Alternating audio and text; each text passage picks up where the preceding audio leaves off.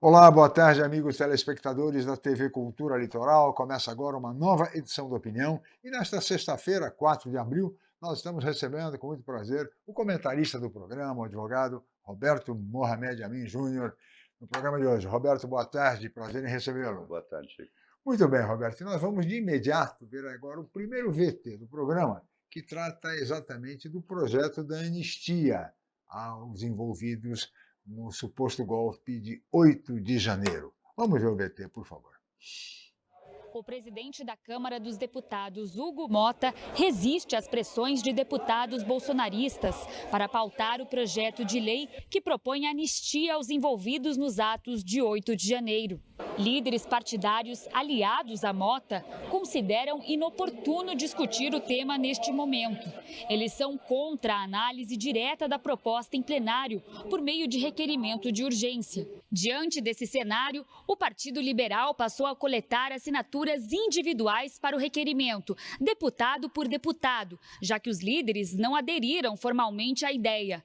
A sigla apresentou uma lista com 156 assinaturas, enquanto sua bancada conta com 92 deputados.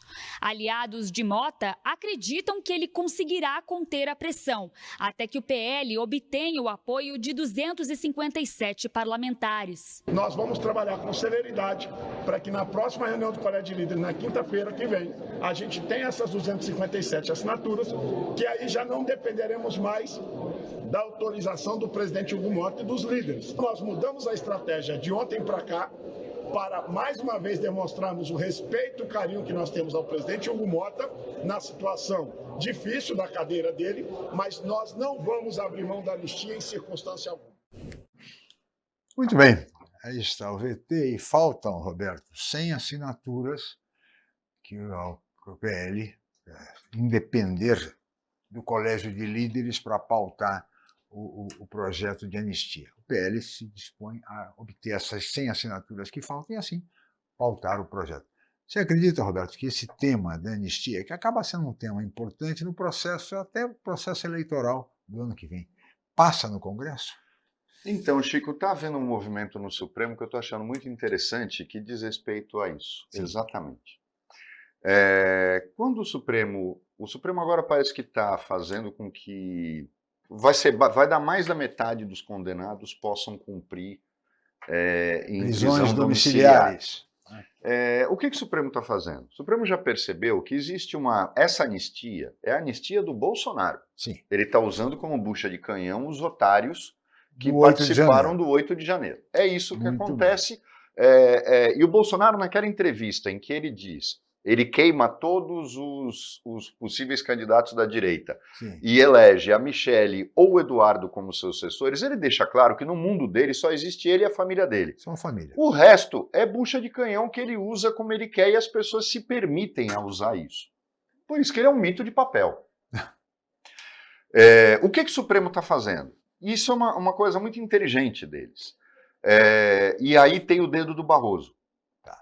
O que eles estão fazendo? Eles, ao diminuírem essa possibilidade de manutenção de prisão com penas exageradas para todo mundo. Dosimetria, portanto, dando uma mexer na dosimetria, colocar como prisão domiciliar, é lógico que os caras vão aceitar. Vai ter aqueles que vão querer acham que vão virar mártires e todo mundo vai esquecê-los.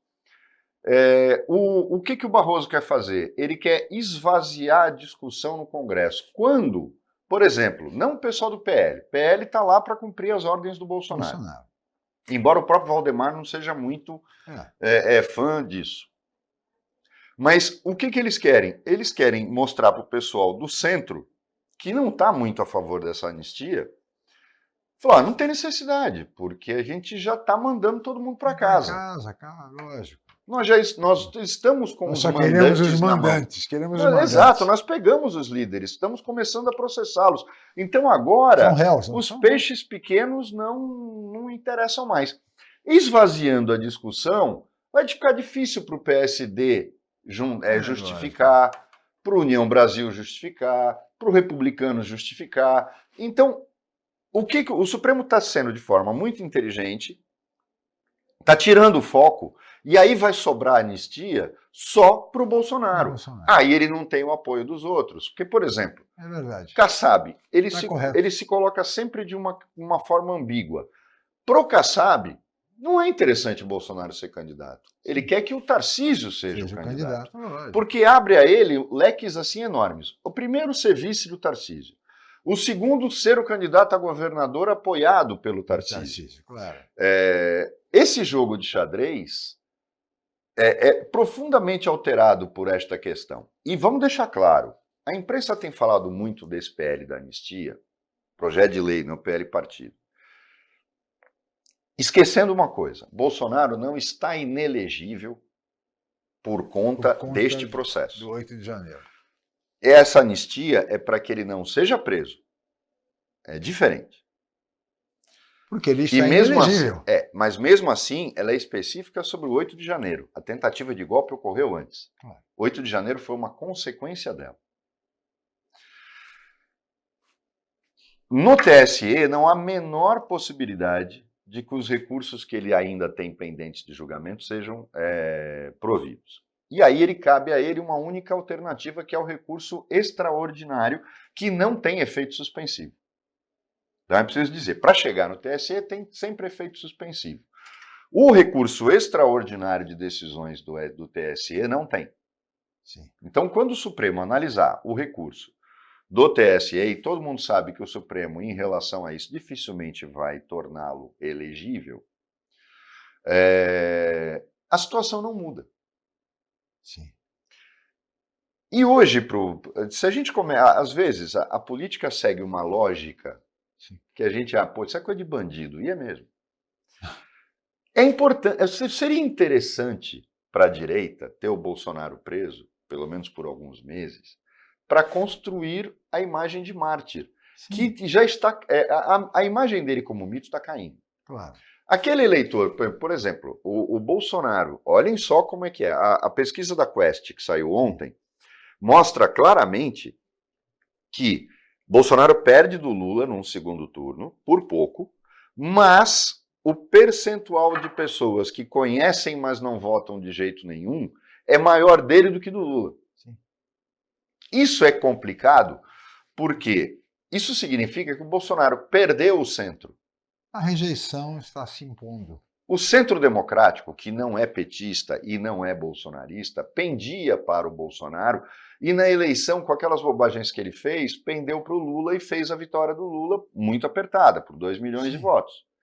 Só que esse centro democrático, ou de resistência, que ontem na Central Globo News estavam chamando de pendular, ele, na verdade, agora estava pendendo para o Bolsonaro por causa dessa loucura, dessa nau sem rumo que é o governo Lula. E que o problema não é comunicação, o problema é o que comunicar. Os recados que passa são muito ruins, numa promiscuidade que começa no governo Bolsonaro. Ou seja, não mudou quase nada, e a gente está vendo isso no caso do Banco Master, o Chico. É uma vergonha. Para mim, é um escândalo do tamanho dos escândalos da Odebrecht. Exatamente do tamanho deles. Então, a gente está caminhando para um momento em que é cedo para falar o que vai acontecer em 2026. Porque a gente precisa ter as peças na mesa para poder saber o que vai acontecer. Mas esse projeto de anistia não passa. Não passa por isso. Tanto que o presidente Hugo Mota está até segurando. Lógico. Está E o Hugo Mota ganhando tempo, habilmente ganhando tempo.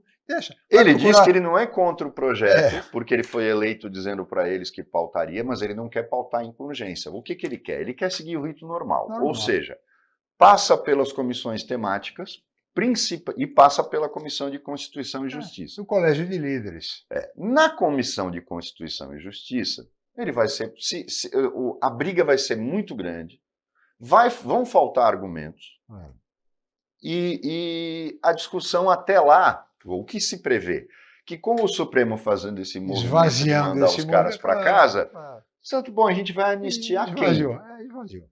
E aí vão ter que assumir que a anistia é só para o Bolsonaro. É só o Bolsonaro. E aí só vai ficar restrita ao PL. Esse é o grande problema. E por essa razão, o presidente Hugo Mota não tem menor interesse em pautar isto aí em regime de urgência, como chegou a ser cogitado. Então, tudo indica que, de fato, esse projeto vai é natimorto. Eu não tenho nenhuma dúvida preocupação nenhuma. em relação a isso. O que, tanto é, Chico, eu já não tinha, no governo passado, desse programa, nós passamos todos os anos do governo Bolsonaro aqui, eu sempre dizia o seguinte, que eu não tinha o menor medo de golpe de Estado no Brasil. A tentativa do Bolsonaro mostrou o quanto ele é incapaz de perceber o ambiente político à sua volta, o quanto ele é um cara completamente fora da casinha. Aconteceu exatamente o que eu sempre falava aqui, o Exército não entra nessa aventura. Você pode ter alguns generais entrando, Sim, mas o Exército não entra nessa aventura, a FAB não entra nessa aventura, a Polícia Federal não entra nessa aventura, as polícias militares de estados governados pela direita não entrariam nessa aventura. Por quê? Porque o Brasil pagaria mico, o Brasil seria um pária na América do Sul, seria um pária no mundo. tem sentido. É diferente de países que nunca tiveram estrutura democrática. A gente está vivendo o maior período democrático da nossa história. Sem dúvida. Então, é muito difícil acreditar que hoje no mundo o mercado internacional, a política internacional aceitaria um golpe no Brasil. Não aceitaria, principalmente em cima do Lula, que, querendo ou não, construiu uma imagem durante 8 anos lá fora, Sim, de democrata, de conciliador, de defensor do meio ambiente, de combatente contra a fome. direitos humanos, enfim. Isso não aconteceria. E eu vivia sempre fazendo a seguinte afirmação aqui: o Brasil não é a Venezuela. E realmente não é a Venezuela. Não dá para comparar os dois países. E golpe não se aplica. Muito bem, Roberto, você tem absoluta razão. Nós vamos agora para um primeiro intervalo, mas voltaremos em seguida com a opinião.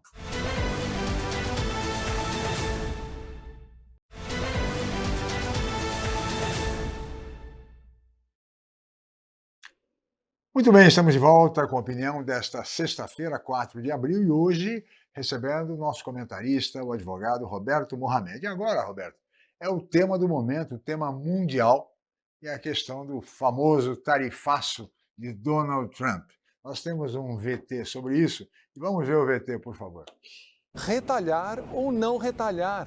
Essa é a questão sobre a mesa do primeiro-ministro Keir Starmer e dos governos da Europa e do mundo todo, um dia após o anúncio do grande tarifaço de Donald Trump.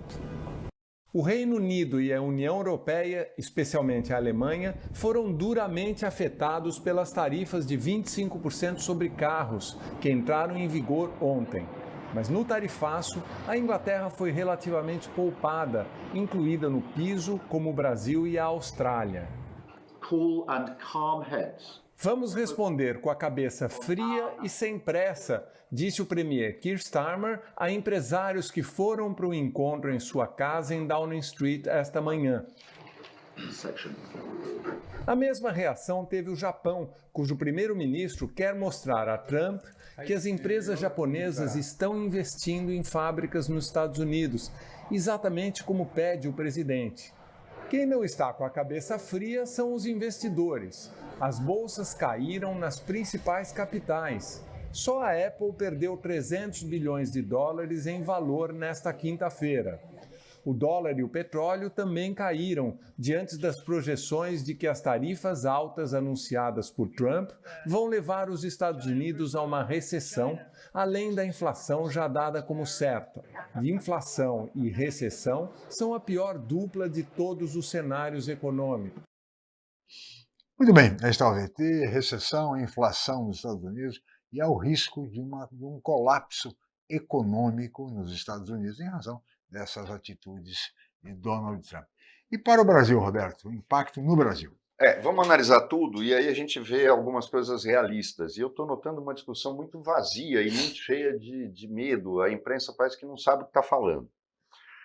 Se você ouve o presidente da ABIMAQ e o presidente da FEComércio, você vê, nós temos oportunidades. Sim. O problema nós somos absolutamente incompetentes em aproveitarmos as oportunidades. O Brasil podia ter feito a festa nos 2 primeiros mandatos do Lula, preferiu torrar dinheiro. Politizou a Apex, que é a nossa agência de comércio exterior, ao invés de fazer com que a Apex fosse profissionalizada, colocou agora aquele ex-senador do Acre lá para ser presidente, o cara não fala nem inglês. É. Coloca a gente no ramo e vamos buscar mercado. O cara da Bimac, ele foi claro, falou, eu não preciso vender máquina para os Estados Unidos, eu posso vender para a África, eu posso vender para a América do Sul. Eu sou o único produtor que consegue dialogar com esses clientes. O Brasil pode sair muito bem desse episódio. Ao mesmo tempo, tem uma outra coisa, Chico. Olhem bem o que eu vou falar agora, que as pessoas vão ver que faz sentido. No Brasil, por incrível que pareça, o Brasil é o país dos paradoxos. Você tem fila para comprar alguns modelos, por exemplo, da Mercedes-Benz. Pasmem, né? Tem fila de espera. Dinheiro, hein? Essa fila dinheiro. acaba. Pode acreditar. Por quê? Com o encarecimento dos carros alemães nos Estados Unidos, por que tinha fila? Porque vem muito pouco para o Brasil, que eles querem vender para os Estados Unidos. Sim.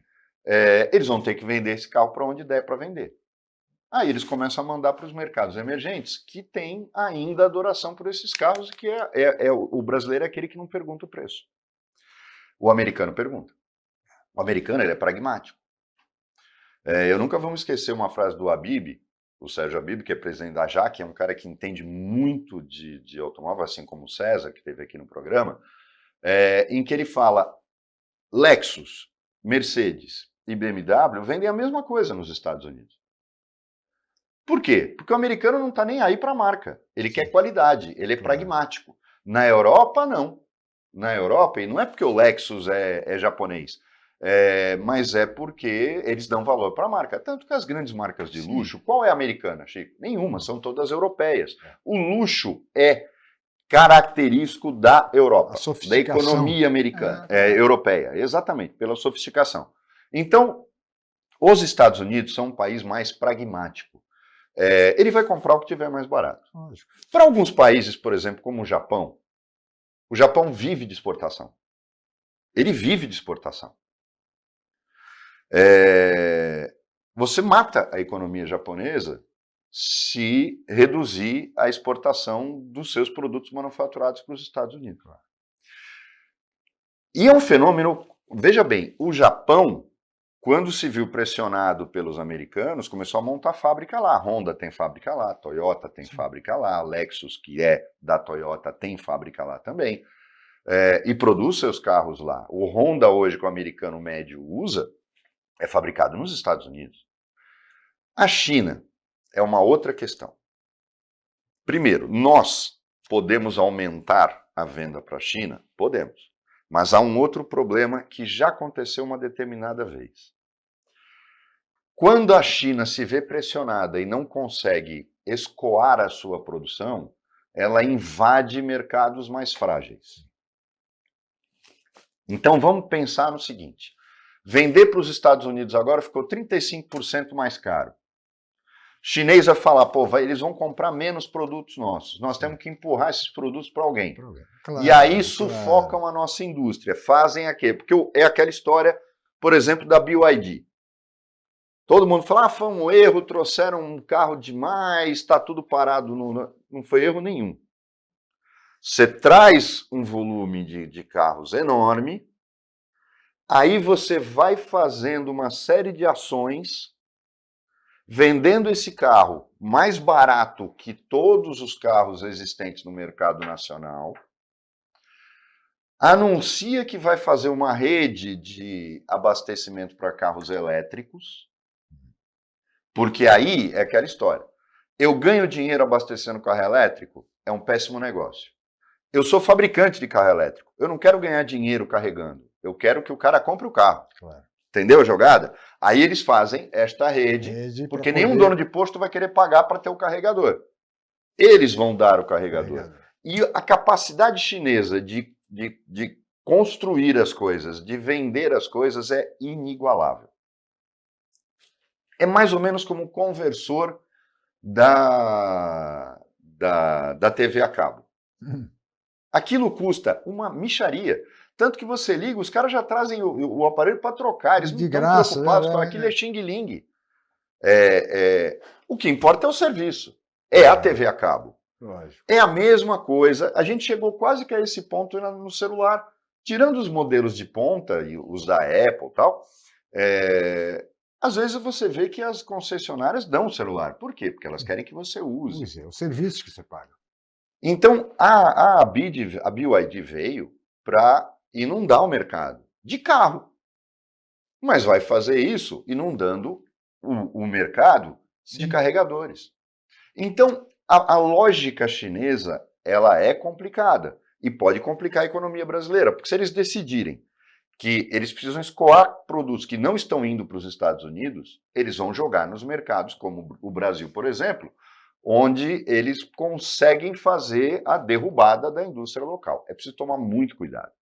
Agora, me chama uma atenção, Chico, o Brasil falar em reciprocidade. É uma piada. E o Lula com muita ênfase destacando que vamos agir da mesma Tá, maneira. acontece que o Brasil não é uma economia aberta, nunca foi. Sim. Tanto que, por exemplo, carros importados por montadoras pagam 35% de imposto. O Trump está querendo colocar 10%. 10%. Então, é uma piada isso. Um país que cobra 35% está falando que vai retaliar o outro que falou que vai cobrar 10%. Não tem cabimento. não tem cabimento. Fica quietinho, porque a gente saiu no lucro. A gente saiu muito sem no dúvida. lucro. Análise de todas as... E aí, Chico, é o seguinte. O aço brasileiro e o alumínio pagam imposto de exportação. Uhum. É só zerar. Porque o imposto de exportação, o imposto de importação e o IPI e o IOF são chamados impostos reguladores. O ICMS não é ele não tem natureza regulatória. Nem ICMS, o ISS, o IPTU, o IPVA, nada disso. Esses 4 são impostos reguladores, por quê? Porque eu posso, eu vou para a alíquota zero, eu vou para uma alíquota mais alta, dependendo do que a minha economia pede. Faltou arroz no mercado. Eu zero o imposto do arroz e importo. Claro. Tive uma super safra de arroz. Eu taxo o arroz que vem de fora. Sim. Para poder vender todo o meu estoque da minha super safra. Perfeito. Só que o Brasil estava enfrentando alguns problemas, por quê? Logística, não termina a ferrovia, Claro. Não tem silo para armazenar grãos, não tem armazenagem, não tem lógica na estrutura de transporte, os estoques reguladores não existem mais. Então, isso tudo é causa de inflação, o governo está pagando o preço político disso. Agora, ter medo e não aproveitar a oportunidade que vai abrir, porque o que o Trump está fazendo foge ao meu entendimento. Sim. Ele está criando nos Estados Unidos, politicamente não foge. Ele quer, parece que as pessoas falam, parece que ele quer criar uma recessão. Sim. E é para onde ele está caminhando. Ele manda prender estudante, revive leis do século XIX, do início do século XX. Exatamente. Tem um discurso de não aceita qualquer tipo de oposição. Expulsaram um deputado democrata do Congresso no dia que ele foi lá falar, porque o cara estava protestando. Isso nunca aconteceu. Ninguém está percebendo uma coisa.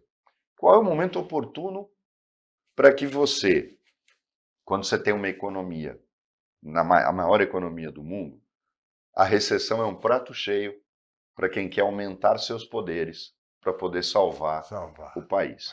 E me parece que, orientado por um cara que não vale absolutamente nada, que é o Elon Musk, é essa a rota. Eu vi um professor da UNB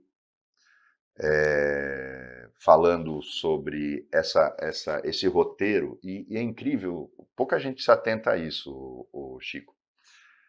Quantas pessoas hoje são empresários e estão lá em torno do Trump e tal, a começar pelo Musk, que foram criadas na África do Sul na época do Apartheid? Parece que lá é uma escola de ditadores. Lá é uma escola de boçais. Fugiram da África do Sul, saíram da África do Sul quando Mandela assume e se espalharam pelo mundo. Ele foi dando os nomes das pessoas ligadas a grandes corporações, e é inacreditável. Então você começa a ficar preocupado com essa possibilidade. E Elon Musk, inclusive, pode até deixar o governo Trump. Trump, aliás, colocou muita vontade. Não quero que saia, mas se quiser sair também não tem nenhum... Lógico, ele está perdendo dinheiro. Evidentemente. E muito. E muito. Roberto, nós vamos para mais um intervalo, voltaremos em seguida com a opinião.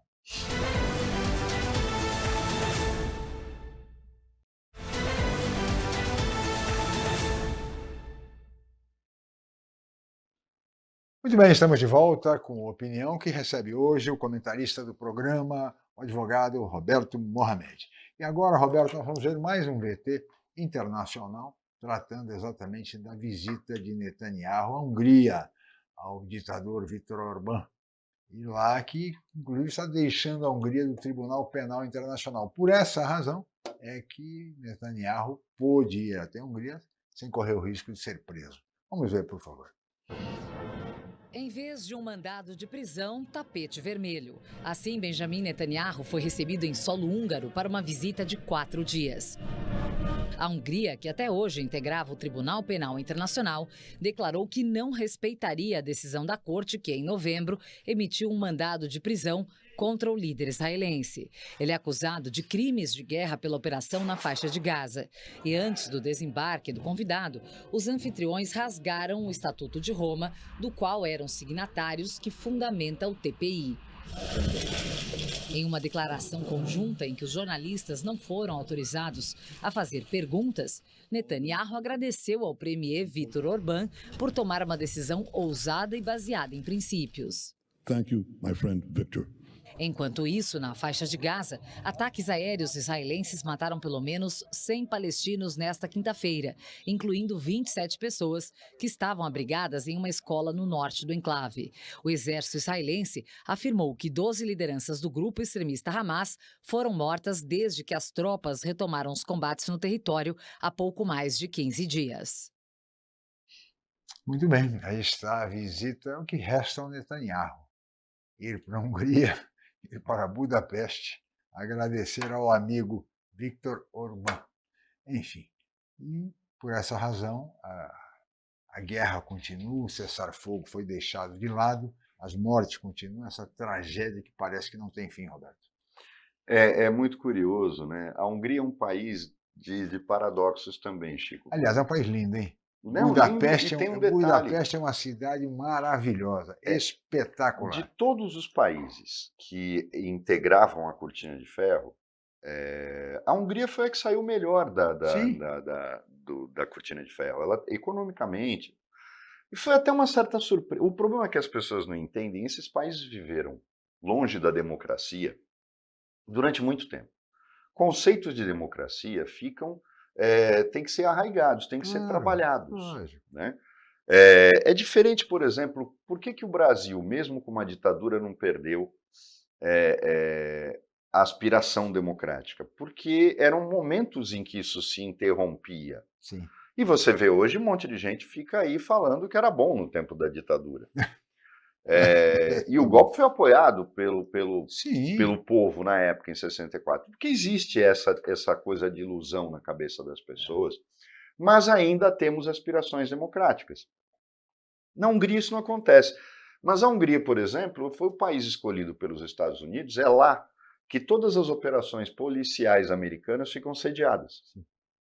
O DEA, o FBI, eles têm escritórios lá, e de lá eles se irradiam pela Europa. Antes era a Alemanha. Depois houve essa decisão de transferir esses... Então os escritórios centrais das agências de segurança americanas ficam basicamente em Londres e em Budapeste. Você vê como isso é curioso. Mas tem uma coisa que me chama a atenção aí, já está na hora de extinguir o Tribunal Penal Internacional. E vou dizer por quê, Chico. Ninguém cumpre as decisões dele. Imaginemos que a Hungria fosse um país democrático. E primeiro Netanyahu não ia lá. Mas digamos que ele acabasse, tá indo para outro lugar, para a Turquia, por exemplo, mas o avião teve que pousar lá, iam prendê-lo. A Hungria ia desafiar Israel. Prender o primeiro-ministro israelense significa um ato de guerra. Mas é um mandado do Tribunal Penal Internacional. E daí? É um ato de guerra. Qual país vai ter a coragem de cometer um ato de guerra contra outro, que inclusive militarmente é muito mais forte que você? O mesmo vale para o Vladimir Putin. Também. É lógico, quem é que vai ter coragem de prender o Putin?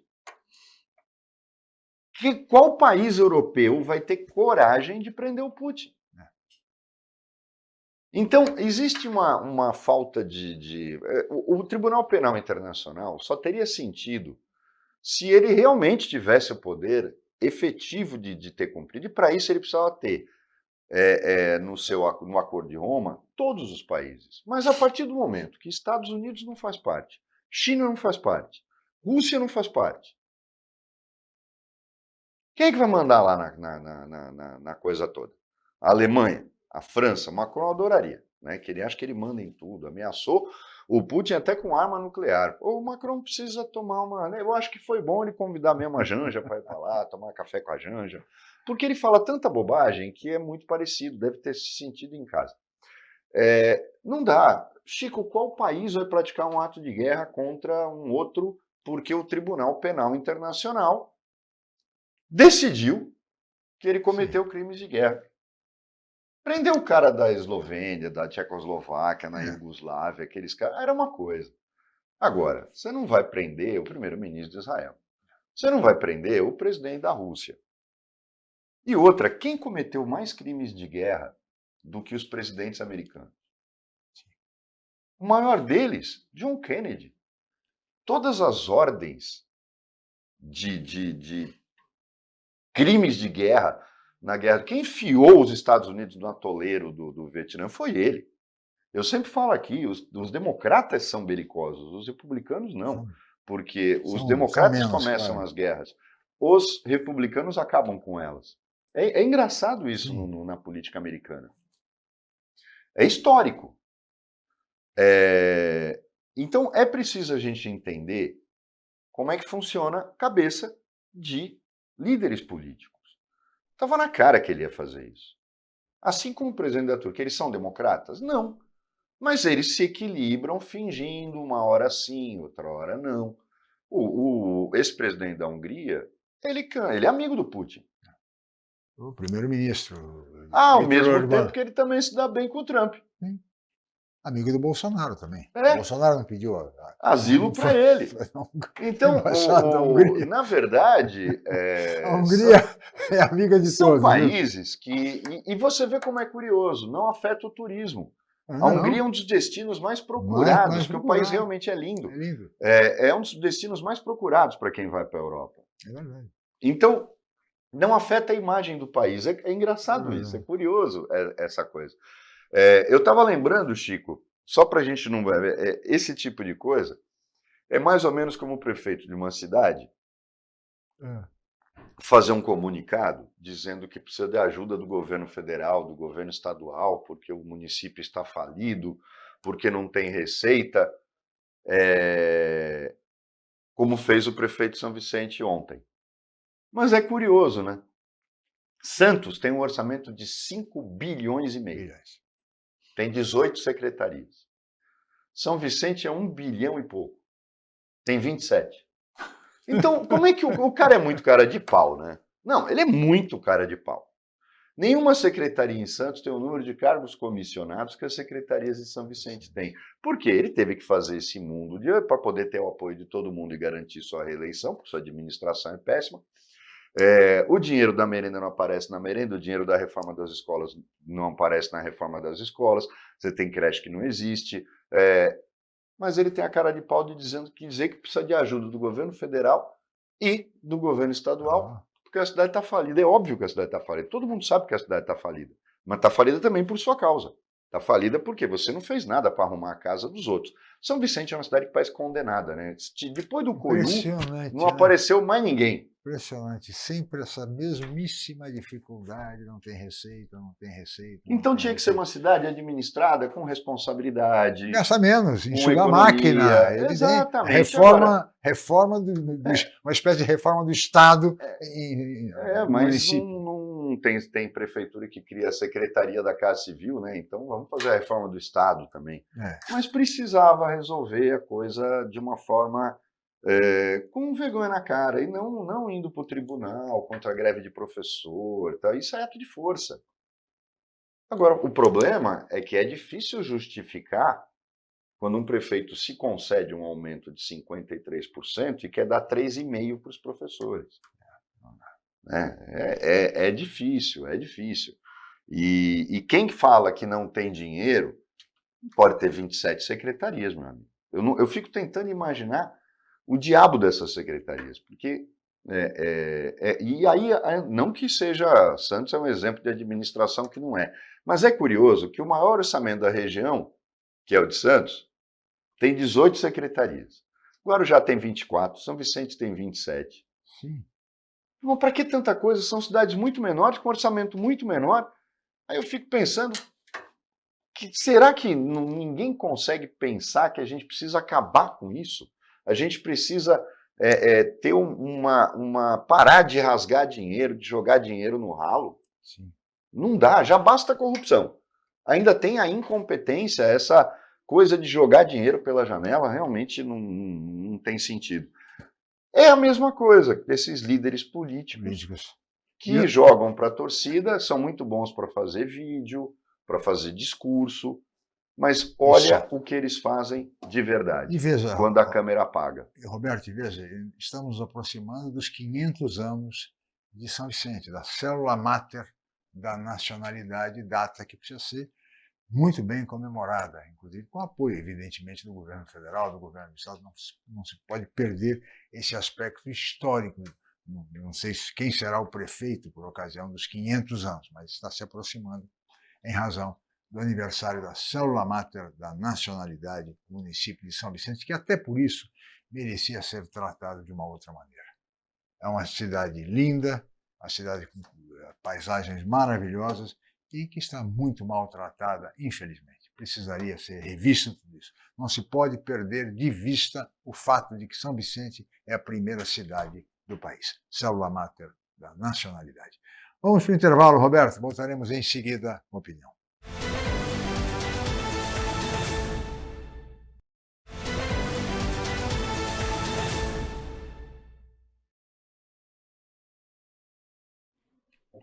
Muito bem, estamos de volta com a opinião desta sexta-feira, dia 4 de abril, e agora vamos para o último bloco do programa, que conta com a presença do nosso comentarista, o advogado Roberto Mohamed.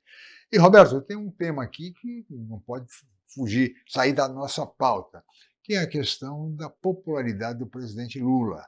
Recente pesquisa do Instituto da Quest mostra que ele está aumentando a impopularidade de Lula, de 37% para 41%. Apesar de todas as tentativas da área de comunicação, a mudança do ministro, a mudança inclusive de slogan, vai deixar de ser união e reconstrução e vai começar agora alguma coisa do tipo Brasil, a volta por cima. Isso me lembra aquela música do Noite Ilustrada, lembra? Da volta por cima, levanta, sacode a poeira. Enfim, é mais ou menos isso, Roberto. Enfim, as medidas tomadas pelo presidente Lula com relação a medidas assim bem tentativa, pelo menos, de medidas populares, parece que ainda não surtiram efeito. Porque, Chico, a imagem é muito ruim. Eu vou dar um exemplo que a gente falou aqui no programa. E vejam bem como, no final, você vai entender por que quando eu falo que Lula e Bolsonaro, o Brasil não merece nenhum dos dois. Faces da mesma moeda? Não é a mesma moeda, mas o Brasil não merece nenhum dos dois. Sim. A gente merecia mais. Claro. Ibanez coloca o ex-diretor da Caixa Econômica Federal do Bolsonaro na presidência do BRB. E se monta uma operação de resgate a um banco de um perdulário que tem a mansão mais cara de Orlando, que tem iate, avião. Ele faz o cara, o Edmar, que era dono do Banco Santos, Sim. parecer um garotinho. Parecer um garotinho, porque o negócio com ele é uma coisa... E ele também não economizava em outra coisa, nas assessorias que ele tinha. E aí as pessoas vão entender. Você está falando do Bolsonaro, o que isso tem a ver do pessoal do Bolsonaro? No caso do Ibanez, que é bolsonarista, o governador do Distrito Federal, que é o dono do BRB. Que é o Banco Regional de Brasília. Que só surgiu quando, na Constituição de 88, se criou essa aberração do governo do Distrito Federal, Sim. em que tudo é federal. Ele só usa o dinheiro dele para fazer metrô, asfaltar rua, porque a PM é federal, o TJDF é federal, tudo é federal. Não existia isso. Para quem não sabe, até a Constituição, o presidente da República nomeava o administrador de Brasília. Era bem melhor e mais barato naquela época. Podem acreditar nisso. Havia uma empresa federal, existe até hoje, é uma empresa federal que administrava o Distrito Federal. É onde está a capital da República, não é um estado, é encravado dentro de Goiás. Não tem sentido virar estado, mas virou, e aí com toda a despesa que isso traz, tal, que o Brasil sobra dinheiro, e a gente está lá. Mas vamos agora começar a mostrar para você por que nessa história o Lula também está. E a popularidade do governo dele não aguenta mais um escândalo, principalmente por causa do histórico de Odebrecht, Claro. Lava Jato e tal. O presidente do Master contratou, olha só quem já prestou assessoria a ele em tempos bem recentes. Lewandowski, logo depois da aposentadoria no Supremo, inclusive descumprindo a quarentena, porque ele não poderia prestar consultoria. Foi entre a saída do Supremo e a posse no Ministério da Justiça. Guido Mantega, quem não lembra de Guido Mantega? Ministro da Fazenda de Dilma Rousseff. E a esposa do Alexandre de Moraes, que é advogada, trabalha num dos maiores escritórios do Brasil, e que é um direito prestar serviço, mas também é advogada do Banco Master. Então a gente começa a entender que a influência dele me parece que ultrapassa o limite Bolsonaro-Lula. E o Lula corre o risco de ser o pai de um dos maiores escândalos de corrupção desse país, de favorecimento de um empresário canalha, um empresário desprezível, que vai fazer festa com dinheiro público. A história do Banco Master precisa ser explicada. Sim. O Banco Master tem um patrimônio de ativos porque ele compra muito precatório. O que é isso? São aqueles... Exato. Ele compra precatório federal, tem liquidez anual, mas também compra precatórios estaduais, que são permanentemente atrasados. São ativos de longo prazo. Só que, como é que ele compra estes ativos? Ele tem o CDB do Banco Master, é talvez o maior do mercado. Sim. Ele paga acima de 120% do CDI, o CDB do Master.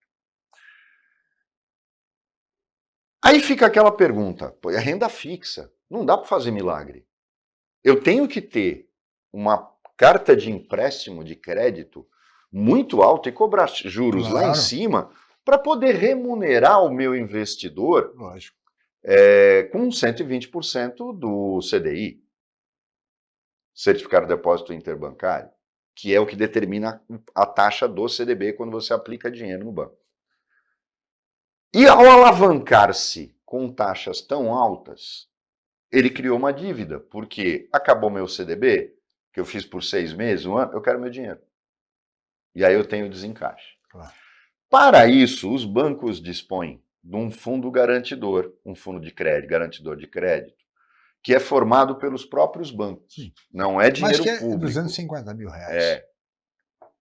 Não, por operação, Por operação. Mas o volume que existe no fundo garantidor, para que vocês tivessem uma ideia, se houvesse uma explosão no Master, ia consumir 50% do volume total do fundo garantidor de crédito. Olhem só aonde você chega, um único banco, que você provavelmente, telespectadores, nunca tinham ouvido falar, ele consumiria metade do fundo garantidor, que é alimentado por Bradesco, Itaú, Banco do Brasil, Caixa Econômica Federal, Santander. Olhem o risco. O que está acontecendo nessa questão toda? Quando o BTG fez uma proposta de R$1, ele ia responder pelo passivo, que era de 27 bilhões, e aí o presidente do BRB veio e disse, olha, ninguém contou que nós estamos pagando 2 bilhões, mas não vamos assumir o ativo de 27 bilhões. O BTG ia assumir o ativo de 27 bilhões com R$1. Mentira, você é mentiroso. Para presidente de banco fica feio, né? Não se você fosse presidente do Master, mas você é presidente do BRB, que é banco que é criado e alimentado pelo dinheiro É público. do contribuinte de Brasília, que paga o patrocínio da Alpine na Fórmula 1, que nem brasileiro tem. Do Flamengo. Eu acho que você tinha que estar na cadeia, não na presidência do banco, mas tudo bem. Aí fica uma coisa para explicar. O BTG ia realmente, com R$1, assumir 27 bilhões de passivo, mas ia assumir os 40 e poucos bilhões de crédito, que são os ativos. E o BTG tem caixa para fazer uma operação muito simples. O que ele ia fazer? Era como se ele estivesse comprando aqueles precatórios, ou recomprando os precatórios, ou renegociando os precatórios, e com o dinheiro em caixa vai pagar a dívida. É simplesmente isso. A operação do BRB é o contrário. Ah, eu vou pagar 2 bilhões por nada. Ah, eu não vou assumir os 27 da dívida, mas também não vou pegar os 48 do crédito. E não tem o controle acionário. Eu vou pagar 2 pelo quê? Parece uma história, Chico, que aconteceu aqui na região alguns anos atrás. Assembleia da Unimed, Santos. Unimed Guarujá quebrando. E aí o presidente, alguém da Unimed aqui, olha, nós vamos comprar a Unimed Guarujá por 8 milhões. Ah, nós vamos... Aí um médico levanta, um médico que é advogado, que vem aqui nesse programa, e fala assim, peraí, nós vamos comprar por 8 milhões o quê? Não, os 10 mil segurados, 12 mil segurados. Ah, tá. Ela vai quebrar, não vai? Vai. Esses 10 mil segurados vão para onde? Não, vão vir para cá, de graça. Então a gente vai pagar 8 milhões pelo quê? Vocês entenderam a história? Unimed Guarujá quebrou. Os caras vieram para a Unimed Santos, que pegou todos eles, sem pagar nada. Muito pelo contrário, recebendo a mensalidade desses segurados. Não, aí um cara brilhante queria pagar 8 milhões, sabe-se lá para quem, para pegar esses segurados que viriam de graça. Foi mais ou menos o que o BRB fez. Por quê? Porque é justamente o valor que o banco precisa para pagar um incêndio de resgate de CDB a descoberto, que ele precisa fazer porque os seus ativos não têm liquidez. É isso que aconteceu. E, pelo cheiro da brilhantina, todos vão ser felizes para sempre e não vai acontecer nada com ninguém. Agora, o Lula vai ter que contabilizar mais um escândalo durante o governo seu, mesmo que ele tenha muito pouca participação nisso. Até porque o ministro Manteiga levou o Daniel Valcaro, que é o controlador do Banco Máximo, para... Foi doador da campanha do Lula. Conversar com o presidente Lula, dar um abraço no presidente Lula. Foi doador da campanha do Lula. Tá certo, Roberto. Muito bem, Roberto, chegamos ao final.